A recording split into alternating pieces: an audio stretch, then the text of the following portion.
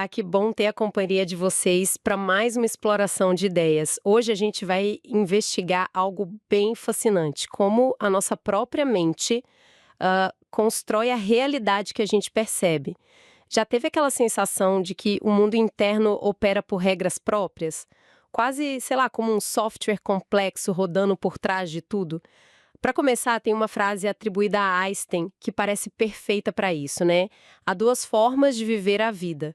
Uma é como se nada fosse um milagre, a outra é como se tudo fosse um milagre. Essa ideia assim sobre como a percepção molda a experiência é super central no que a gente vai discutir. A fonte da nossa conversa hoje é um trabalho sobre neurosemântica. A gente está olhando especificamente para um capítulo chamado A Matriz de Nossa Estrutura Neurosemântica, e a proposta principal é entender como pensamentos, crenças, emoções, como tudo isso se entrelaça para formar uma espécie de matriz, sabe? Tipo um sistema operacional que guia como a gente vive o mundo. Exatamente. A ideia fundamental, assim, é que não reagimos diretamente ao mundo lá fora. A gente reage, na verdade, aos nossos próprios mapas internos sobre ele. E esses mapas são complexos, né? Formados por camadas e mais camadas de significado que a gente vai acumulando. Quase como molduras dentro de molduras maiores que usamos para interpretar tudo. A nossa missão aqui é tentar desvendar um pouco dessa estrutura e perceber o potencial transformador que essa consciência pode trazer. Certo, então, vamos começar a desembrulhar isso. De onde que parte essa ideia de que mente, corpo, emoções são um sistema só? É a base, né? É a base, sim.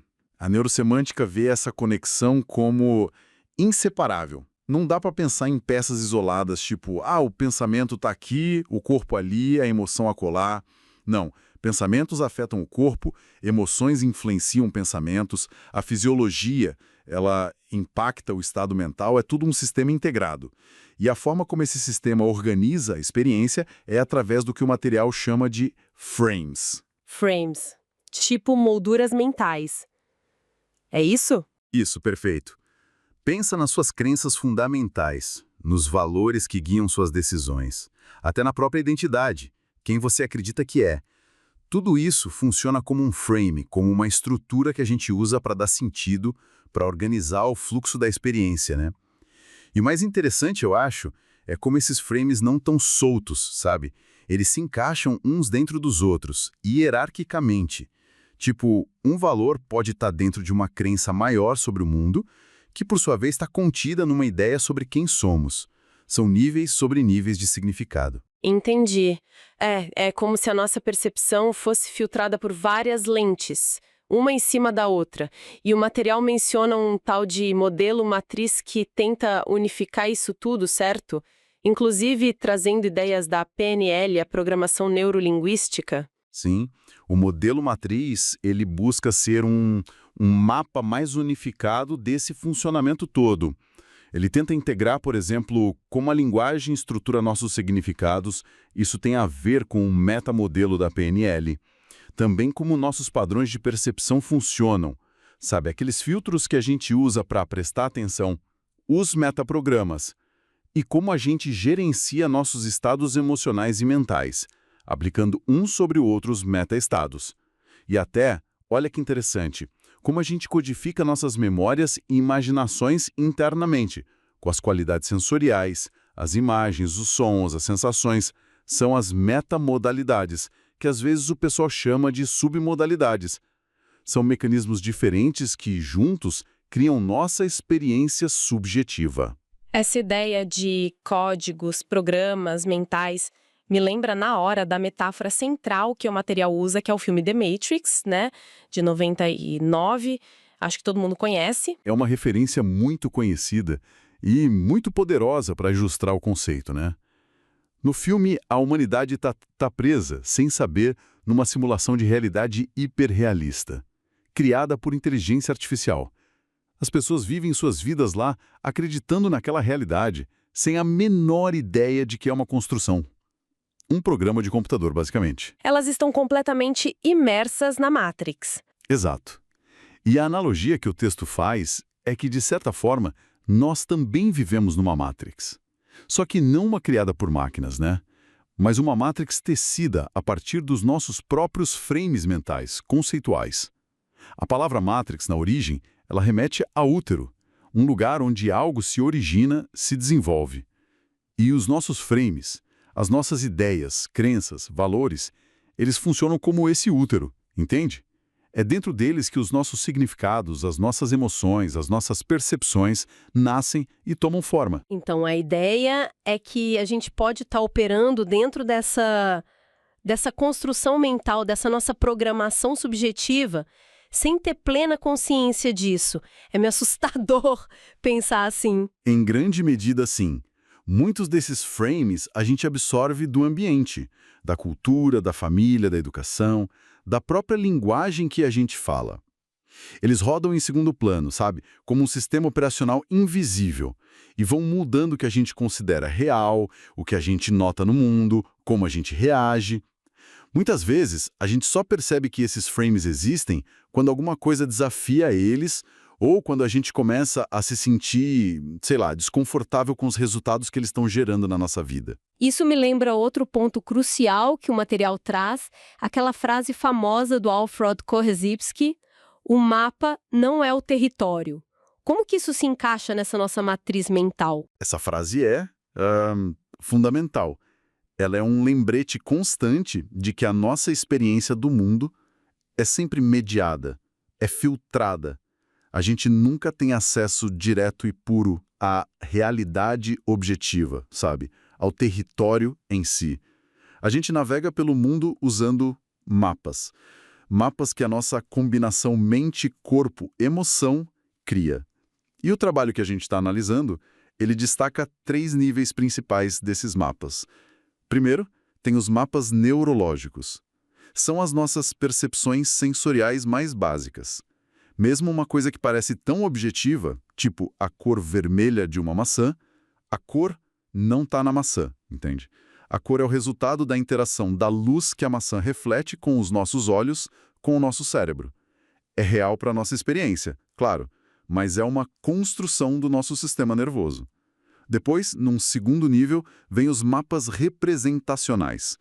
Aqui a gente está falando de como codificamos internamente aquilo que a gente percebeu. As imagens mentais que a gente forma, os sons internos, as sensações que a gente recria na mente, são como os filmes que a gente edita na nossa cabeça. E a gente pode mexer nas características desses filmes, aumentar o brilho da imagem, abaixar o volume do som, intensificar ou suavizar uma sensação. Essas são as tais metamodalidades, as qualidades da nossa representação interna. E por último tem os mapas conceituais. Esse é o nível das abstrações. São as nossas ideias, as generalizações que a gente faz, as crenças, os valores, as conclusões que a gente tira sobre o significado das coisas. São as categorias, as estruturas que a gente usa para organizar o pensamento, para dar sentido ao mundo e a nós mesmos. Por exemplo, a ideia de sucesso, ou justiça, ou amor, tudo isso pertence a esse nível conceitual. E esses 3 níveis, o neurológico, o representacional e o conceitual, eles estão todos entrelaçados, né? Eles juntos formam a nossa matriz de frames, compõem a estrutura da nossa realidade subjetiva, o nosso senso de como as coisas são. É fascinante pensar nessa arquitetura toda. E voltando para o filme Matrix, tem aquela cena icônica, né? A mensagem piscando na tela. Acorda, Neo, a Matrix te possui. A análise sugere que as nossas matrizes pessoais também nos possuem quando a gente opera dentro delas sem consciência. É isso. Exatamente. O primeiro passo para a gente ganhar mais liberdade, mais agência sobre a própria experiência, é o que o texto chama de consciência da matriz. É reconhecer a natureza subjetiva da nossa realidade, perceber que ela é construída por esses frames todos. E, frequentemente, esse despertar não é um evento súbito, tipo pá. Muitas vezes começa com uma sensação de incômodo, sabe? Um sentimento persistente de que tem algo errado, algo não está encaixando, parecido com o que o personagem Neo sentia no filme. Essa insatisfação pode ser um motor que impulsiona a gente a questionar os frames que estão operando ali. O material até comenta que os nossos sentimentos mudam dependendo do jogo mental que a gente está jogando. Menciona, por exemplo, o jogo da acusação, que gera certos sentimentos, em contraste com o jogo da solução, que produz outros bem diferentes. Cada conjunto de frames, cada jogo desses, parece criar um estado interno diferente. Perfeito. E essa percepção de que diferentes jogos mentais levam a diferentes resultados emocionais e comportamentais é crucial. Aquele sentimento de insatisfação, ele pode ser visto como um convite para examinar. Ok, quais são os frames, quais são as regras do jogo que eu estou jogando agora e que estão me levando para esse resultado que eu não gosto? É como a cena da pílula vermelha e azul no filme, né? Representa a escolha. Você quer entender como a realidade que você percebe está sendo construída, mesmo que isso signifique confrontar algumas ilusões que talvez sejam confortáveis. Mas tem um ponto importante aí, onde a analogia do filme se diferencia da nossa realidade psicológica, né? O material faz essa ressalva. Ao contrário do Neo, que sai da simulação para um suposto mundo real, a gente não pode simplesmente se desconectar da nossa necessidade de ter uma matriz. É isso. Exato, essa é uma distinção fundamental. Como seres humanos, nós somos fundamentalmente criadores de significado. A gente precisa de mapas para navegar no mundo. Não existe um sair dessa estrutura de ter frames e significados. A verdadeira questão, e acho que esse é o ponto central da neurosemântica aqui, é que a gente pode ganhar consciência de qual matriz a gente está habitando. E, mais importante ainda, a gente pode aprender a escolher, a refinar e até a construir ativamente os frames que compõem a nossa matriz. A liberdade não está em não ter uma matriz, mas em se tornar consciente e habilidoso para gerenciar a matriz que a gente tem. Certo, então a chave é aprender a, sei lá, programar a própria matriz, por assim dizer. E como que essas camadas de significado, esses frames dentro de frames, como é que eles são construídos na prática? Tem um processo que o material chama de metaestatizar, é isso? O que é isso exatamente? Sim, metaestatizar é um termo técnico, né? Mas a ideia por trás é bastante intuitiva quando a gente desmembra. Significa simplesmente aplicar um estado, e estado aqui inclui pensamentos, sentimentos, fisiologia, sobre outro estado. É um processo reflexivo da consciência. Por exemplo, sentir curiosidade, que é um estado. Sobre a própria ansiedade, que é outro estado. Ou, sei lá, acessar calma, um estado, ao pensar sobre um desafio, que é a representação de outro estado. Ou talvez adotar uma postura de aprendizado divertido, um estado, em relação a um tópico que parece complexo, outro estado. Ah, então é como ter sentimentos sobre sentimentos. Ou pensamentos sobre os nossos próprios pensamentos. Uma camada de experiência reagindo à camada anterior. Precisamente. E cada vez que a gente faz isso, a gente cria um nível de significado mais alto. O estado que a gente aplica por cima, o meta-estado, ele funciona como uma moldura para o estado que está embaixo. É assim que a gente constrói significados complexos, como valores. Ah, isso é importante para mim. Isso é um pensamento, sentimento sobre alguma coisa. Ou crenças. Eu sou capaz, que é um pensamento, sentimento sobre si mesmo em relação a uma tarefa, e atitudes em geral. O texto descreve isso como o motor da criação de significado, bem no coração da nossa matriz. E o que acontece com esses meta-estados depois que a gente aplica eles? Eles simplesmente vêm e vão ou eles ficam? Muitos deles sim vêm e vão. Nossos estados internos são fluidos, né? A gente passa por inúmeras combinações ao longo do dia, isso é normal. No entanto, às vezes um padrão específico de meta-estatização pode se tornar mais estável, mais solidificado. Isso tende a acontecer, segundo o material, de duas formas principais. Uma é quando o estado é extremamente intenso. Isso pode criar uma espécie de dependência de estado neurológica, fica difícil sair dele. Pensa num trauma ou num ataque de pânico. A outra forma, que talvez seja mais comum na construção de traços de personalidade e atitudes, é pela repetição. Se a gente aplica consistentemente o mesmo tipo de estado, por exemplo, autocrítica sobre certas experiências como cometer erros, esse padrão de meta-estado pode se automatizar. Ele se torna um frame mais permanente. E quando um meta-estado se solidifica dessa maneira, ele vira o que a gente normalmente chama de atitude, ou um frame disposicional. Essas atitudes, formadas tipo otimismo, pessimismo, ressentimento, gratidão, elas passam a ser parte da estrutura mais estável da nossa matriz pessoal. Elas agem como filtros automáticos, sabe? influenciando como a gente percebe e reage às situações futuras de forma consistente. O material até sugere que esse processo dá origem a conjuntos específicos de matrizes de significado, mas não entra em detalhes sobre quais são exatamente nesse trecho que a gente está vendo. Entendi. Então a jornada não é sobre tentar destruir ou escapar dessa matriz, mas sim desenvolver uma espécie de maestria sobre ela, algo parecido com o Neo no final do filme, que ele não sai da matriz, mas ele aprende a entender e até a manipular as regras lá de dentro. Exatamente essa é a ideia.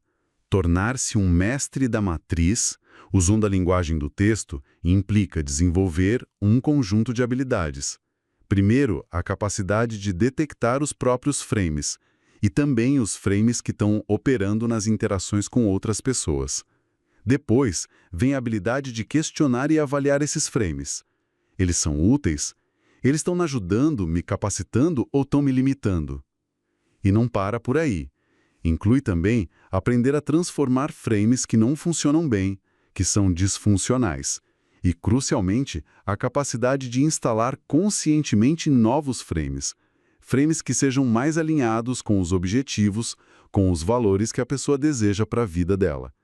Trata-se de construir intencionalmente camadas de significado, meta-estados sobre meta-estados, que apoiem uma vida mais rica, mais resiliente e com mais propósito. Parece quase como ganhar a habilidade de dobrar a realidade subjetiva, né?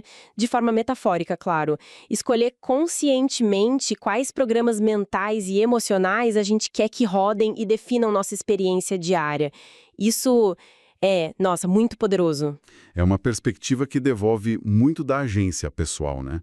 Trata-se de reivindicar o poder de construir significado de forma mais consciente, mais intencional. Significa iluminar aquelas ilusões autoimpostas, aqueles limites que muitas vezes a gente aceita sem nem questionar. E ao fazer isso, abrir espaço para novas possibilidades, novas formas de ser e agir no mundo. Formas que talvez estivessem obscurecidas pelos frames antigos e inconscientes. É um caminho para mais escolha, mais autenticidade. Uau! Realmente foi uma exploração profunda na arquitetura da nossa experiência. Recapitulando, então, parece que a gente opera dentro de uma matriz pessoal, né? Uma rede bem intrincada de frames, crenças, valores, significados, que é construída camada sobre camada por esse processo de metastatizar, de ter pensamentos e sentimentos sobre nossas próprias experiências. Exato. E a mensagem central que emerge dessa análise toda não é buscar uma fuga impossível dessa estrutura, porque, afinal, criar significados é parte da natureza humana. O caminho proposto é o da consciência. Entender como esses mapas mentais são formados e como eles filtram a nossa realidade. Esse é o passo essencial para a gente ganhar mais liberdade e mais escolha sobre eles. A metáfora do filme The Matrix ajuda a gente a visualizar. Mas a diferença crucial é que a nossa matriz interna, ela não é imposta de fora. Ela é, em grande parte, autoconstruída, ainda que muitas vezes a gente faça isso inconscientemente. E justamente por isso, ela é potencialmente reconfigurável por nós mesmos. Perfeitamente colocado. A maestria sobre a própria matriz não vem de negar a existência dela, mas sim de desenvolver uma consciência mais aguçada e habilidades crescentes para detectar, avaliar e gerenciar ativamente os frames internos que moldam a nossa experiência subjetiva do mundo. Para finalizar, acho que fica uma reflexão para levar adiante. A gente viu que esse ato de metaestatizar, de aplicar um estado mental ou emocional sobre outro, é o motor da construção de significado e, por consequência, da nossa matriz pessoal. Se isso é verdade, fica uma pergunta intrigante, né? Qual o único sentimento, ou talvez um único pensamento, um estado de ser, sei lá, curiosidade, compaixão, coragem, aceitação, qual deles, se fosse aplicado consistentemente a uma área desafiadora da vida, poderia começar a redesenhar significativamente essa parte específica da matriz pessoal de alguém? Que pequena mudança de estado, usada como uma nova moldura, poderia talvez iniciar uma transformação mais ampla? Fica aí algo para se explorar internamente